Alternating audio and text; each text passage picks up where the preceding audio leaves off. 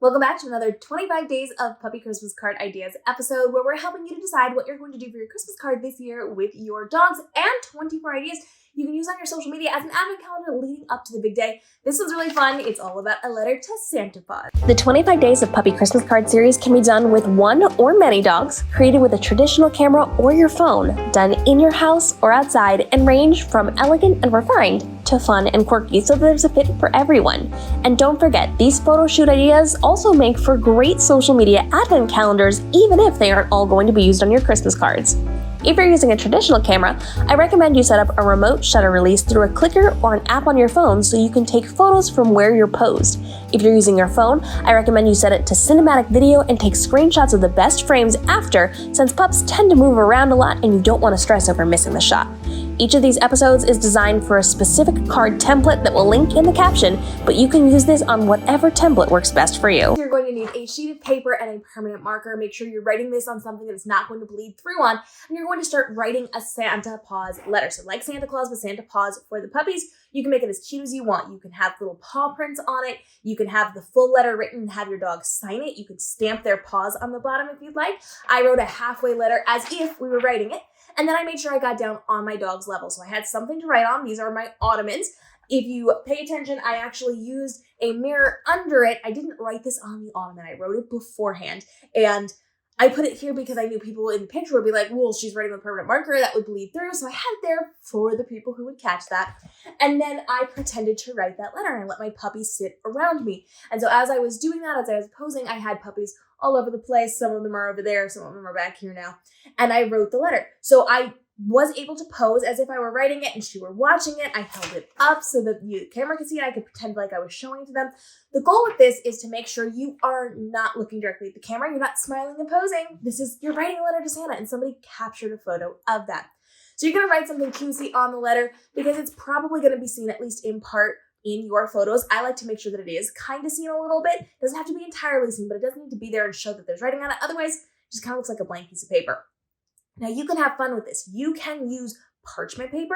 You can roll things up like it's a naughty or nice list kind of vibe. You can have a fancy letter. You can be stamping it with a wax seal. You can do whatever version of this you want. And you could even do multiple versions of this. So you could have writing the letter, folding the letter, putting it in the envelope, stamping it with that wax seal, putting a stamp on it, taking it to the mailbox. You could turn it into an entire Instagram album for your social media if that's what you want. You can also, if you wanted, do this as a tiered Christmas card, so different windows have different versions of mailing this letter to Santa Paws. I like the single image. I'm going to use a single image for mine, and the template I'm going to be creating for you is single image, but it really just boils down to a cute little letter that people aren't actually going to be able to read, but you kind of want to make it look nice, and your puppy over your shoulder or next to you. You don't want to have to lean too far down, so you'll notice how I'm posed on the floor, leaning against the ottoman. She's on the couch behind me so that we're on the same level without me having to hunch over to do this or her being in a weird position. And that way you can create the content for your card without a ton of stress. So think about doing it in a tiered capacity just to make it easier on everybody, especially if you have a dog that is not the same size as you. If you've got a dog that is as tall as you when you are sitting, by all means, do that. If you've got a smaller dog, put him up higher. If you've got a bigger dog, maybe you need to get down lower to make that a little bit more even and then drop it into your template. Drop your photo into Photoshop or whichever photo editing platform you are using, and we're going to start with our local retouches. So if you have to do any color corrections, you're going to go into your brightness and contrast panel, and you're going to be able to slide that up, down, however you're going to need it. Add a little brightness if you need that. You are going to be able to use your clone tool at 28% opacity. We've talked about this in many of the other videos. And you are going to then be able to just grab some of that skin on your forehead and paint a little bit of light under your eyes to make those pop so that you don't have those dark shadows. If you need to change up the lighting coming in the window, or if you need to take your lasso tool and just circle part of your dog that did not maybe go quite as dark as typically you would like that to be, you can turn that on and off. You can paint that on. We've talked about this again in other videos. And you are just then going to be able to tweak any of the things that you need in order to finish this image. And we're going to drop it into our template. Inside of your template, you are then going to add your overlay. You want something that looks like a Sharpie has written on your card, and you're going to want to write your letter to Santa. So dear Santa Paws, Merry Christmas, and you don't have to do the whole thing. You can see it does not match what I have written on this note as we are writing this.